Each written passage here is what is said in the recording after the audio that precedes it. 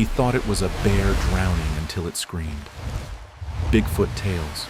The scream under the ice. The lake was silent, too silent. Then the silence broke. A splash, deep, heavy, desperate. He thought it was a bear drowning, until it screamed. Not a roar. Not human either, something in between. The sound froze the air itself. He should have run, but mercy made him stay. And when he saw the eyes beneath the water wide, terrified, begging, he realized the wild wasn't trying to kill him. It was asking for help. Act 1. The silence before. 3 winters before that morning, John Harrow stopped talking to the world. His wife had died the way winter takes everything quietly, slowly, without asking. His son followed a year later, lost in the snow while checking traps down by the ridge. They found his hat, not his body. The forest kept it, like it kept everything. Since then, John lived alone by the lake, a man learning to breathe around silence. The cabin stood crooked under pine shadows. Inside, the air smelled of smoke and dust and grief left too long unspoken. The radio on the shelf still held his wife's last song the day it froze, mid-note. He never turned it on again. Every morning he'd sit on the porch facing the lake, boots wet with dew, eyes fixed on the fog moving like ghosts over the water. He didn't fish anymore, didn't chop wood unless the cold forced him to. He just sat waiting for something he couldn't name. People in town whispered he'd gone strange, maybe touched by the mountain spirits. But John wasn't crazy. He was listening. Some mornings the lake talked, not in words and echoes. A ripple when there was no wind. A hum under the ice. He told himself it was nothing, because believing otherwise meant the world wasn't finished with him yet. That morning the air felt wrong. The mist heavier, the forest quiet, too quiet. Even the dogs down the valley weren't barking. He took a sip of cold coffee, frowned, and looked toward the water. No ripples, no ducks. The lake was flat as glass. Then the reflection broke. A splash. The chair fell as he stood. Something big moved in the fog, thrashing, gasping. And then came the scream. Half human, half animal, all terror. His first instinct was to run back inside, but something in that sound stopped him. It wasn't rage, it was fear. And fear, he'd learned, was a language no beast faked. He grabbed his rope boots, slamming against frozen mud, and ran, toward the sound, toward the thing that shouldn't exist. Act 2. The drowning. The sound came again, sharper, closer. A scream wrapped in water. John dropped his mug, the metal hitting the porch with a dull clang that echoed like thunder in the silence. "What in God's name?" he whispered. His boots hit the mud before his mind caught up. The fog swallowed everything beyond 10 steps, turning the lake into a gray void. Another splash, heavy thrashing. He ran, rope slung over his shoulder, breath-short heartbeat drumming in his ears. "Hold on!" he shouted into the mist, though he had no idea who or what he was calling to. The answer came in another scream, this time closer, too close. The edge of the lake appeared beneath his boots, slick and black. He saw movement under the thin layer of fog, something fighting to stay above water. For half a heartbeat, his mind said, "Bear." Then the shape turned. Eyes. 2 dark, human-shaped eyes. John's breath caught in his throat. The figure went under. No. He dropped the rope dove in. The water bit him like knives. Every nerve screamed. His body wanted to surface to survive, but something deeper kept him down there. He opened his eyes. The cold burned like fire. Shapes swirled, branches, bubbles, a shadow sinking fast. He kicked hard. The current dragged him sideways. His coat pulled heavy boots filled with ice water. He cursed, tore one off mid-stroke, kept swimming. The shadow below turned again, an arm flailing, reaching upward. He grabbed it, and the world stopped. It was a hand, big, rough, covered in dark hair, but it clutched him back like a man begging not to die. His chest burned. His lungs screamed for air. He kicked, pulling the weight upward. "Come on! Come on!" The surface exploded around them, a roar of cold air spray and gasps. He dragged the figure toward shore boots, finding the mud arms trembling from the strain. The thing coughed a wet, broken sound. John fell beside it, half on land, half in water. He looked down, panting, waiting for his mind to make sense of what he saw. The creature lay still, chest heaving. Long, tangled hair dripped from its face, its arms massive but shaped like his own. Fingers, nails, hands. It wasn't a bear, and it sure as hell wasn't a man. Jesus Christ, he breathed. The creature's eyes opened, brown, soft, and terrified. Not the rage of a beast, but the pleading of something that didn't want to die. John froze. Every story he'd ever heard about monsters in the woods came crashing in hunters, vanishing screams in the valleys, bones found near streams. Yet here it was, shivering, gasping alive. He took a step back. The creature tried to move arms, flailing weakly.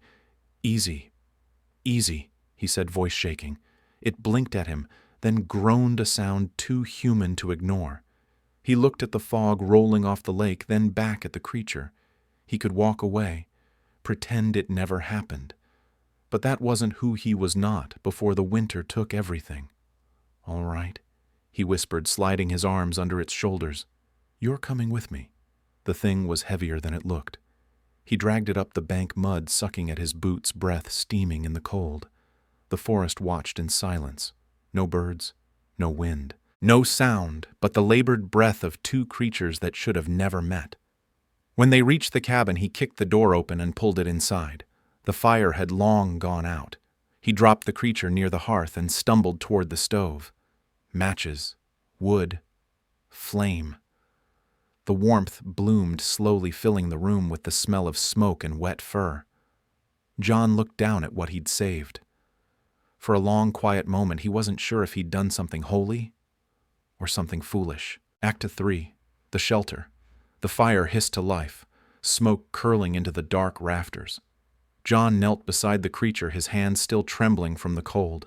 Water pooled beneath it, melting snow mixing with mud on the floorboards. The smell hit first a wild, earthy scent like pine and animal fur. Its chest rose and fell slow, uneven. "Breathe," John muttered as if the thing could understand him. He grabbed a blanket from the cot, shook it out, and covered the creature. Its fingers, long, human-shaped, twitched once, then went still. John sat back, wiping his mouth with the back of his hand. His heart hadn't slowed yet. He looked at the shape before him, a mess of hair mud and shadow. Somewhere between man and beast. "What the hell are you?" he whispered. The only answer was the pop of the firewood. Outside, the wind moaned through the cracks in the walls. He thought of every story the trappers used to tell about things seen between the tree's eyes and the dark footprints too big for any man. He never believed them, until tonight. The creature stirred. Its head turned slightly, eyes blinking open. John froze. Those eyes weren't the eyes of a monster. They were scared, confused almost. Innocent. It made a sound low and trembling, like a child crying into its chest. John's breath caught. He looked closer under the mud. The creature was smaller than he'd thought. Shoulders, narrow limbs, gangly. Not a full-grown beast. A child.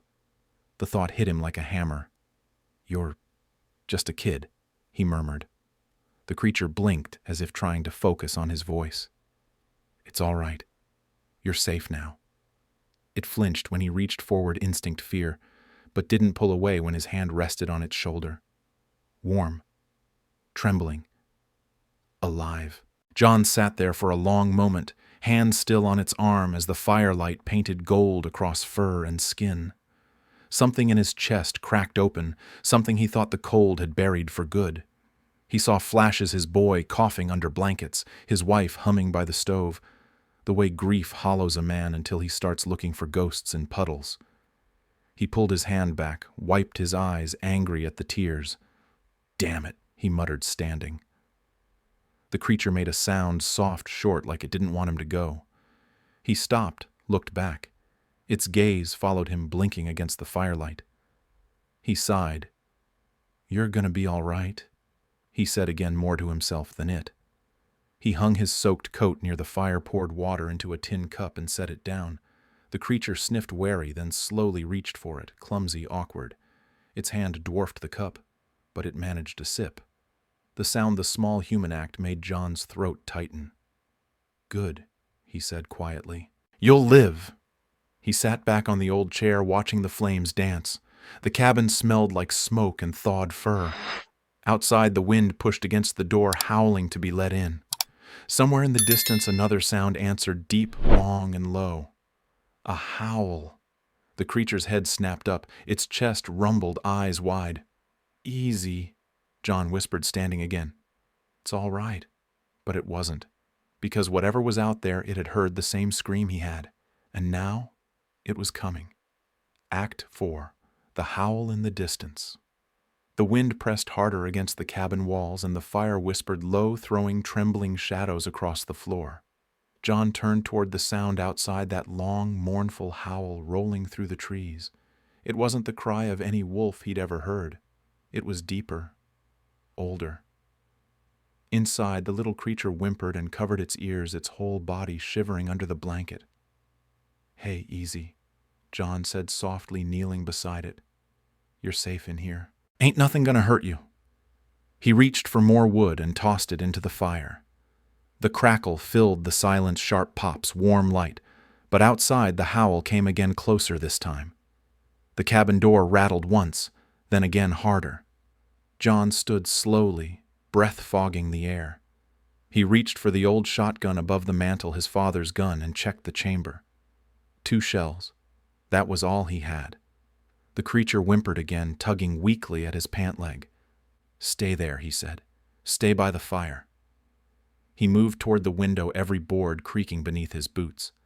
The glass was fogged, but beyond it, through the storm, he saw a shape. Huge, moving between the trees. For a moment, he thought the darkness itself had stood up. A low rumble rolled through the ground, and another call answered it, softer, broken from the creature by the fire. "No," John whispered. "That's your kin, isn't it?" He felt the air change, that heavy silence right before lightning strikes. Then a thud on the porch. The door shuddered. Dust fell from the rafters. John leveled the gun but didn't aim. "If you mean harm, I'll shoot," he said, voice steady, but heart pounding like thunder in his chest. Another thud, not angry, slow, careful. The latch trembled, the wood groaned. Then, through the narrow crack of light between the planks, a shadow moved, enormous, hunched, breathing mist. "Dear God," he whispered. The creature by the fire let out a soft cry, half human, half something wild, and the figure outside froze. The silence after that was alive. Snow drifted in through the gaps around the door, melting against the heat from the fire. The air smelled of pine and wet fur. Slowly the door creaked open. The shape filled the frame, taller than any man, shoulders brushing the top beam. Its eyes caught the light amber reflecting the fire. John didn't move, didn't breathe.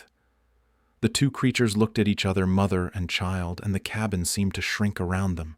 The smaller one whimpered again, crawling forward. "Easy," John said quietly, lowering the gun. "You can come closer, if you mean no harm." The big one stepped inside. The floorboards complained under its weight. The fire popped, a spark jumped, then died, and in that flicker, John saw everything: the wet fur, the scars along its shoulder, the exhaustion in its eyes. It wasn't here to fight. It was here for its child. The little one reached out with both arms, and the big creature let out a sound that shook the walls, a deep, guttural cry that somehow carried love. John felt the tears on his own face before he realized he was crying. The creature looked at him, a glance full of something that didn't need words. Gratitude. Recognition. For one strange heartbeat, a man and a monster understood each other completely. Then the big one turned, scooping the child into its arms. It paused at the door. Snow swirled around them, white against black fur, and John whispered, "Go on, before the storm gets worse." The creature hesitated, eyes on him once more, and gave a sound, soft, low, like a thank you whispered in another language. Then it vanished into the storm. The wind took the sound with it, leaving the cabin in stillness. John stood there for a long time, the firelight dancing against his face, until the cold finally crept back in. He set the gun down, closed the door, and let the quiet return. But the quiet was different now. It wasn't empty anymore. Act 5. The morning after. The night faded slow, as if the forest itself wasn't ready to let go. The storm eased, the wind dropped, and dawn crept in like a secret quiet, pale and cold. John woke in his chair, the fire burned down to coals. For a moment he thought it had all been a dream, the splashing, the scream, the eyes. Then he saw the footprints, big, heavy tracks pressed deep into the snow leading from the porch into the trees, and beside them, smaller ones. He stepped outside. The cold bit his skin, the air crisp and sharp as glass. His breath came out in smoke hanging in the morning light. The lake lay calm now, a sheet of silver under the rising sun. The same lake that had taken lives given one back. John followed the tracks to the water's edge. The prints stopped there, fading under a thin layer of frost. He stared at them a long time. It didn't feel real. None of it did. But then neither did grief. And that had been just as real as this.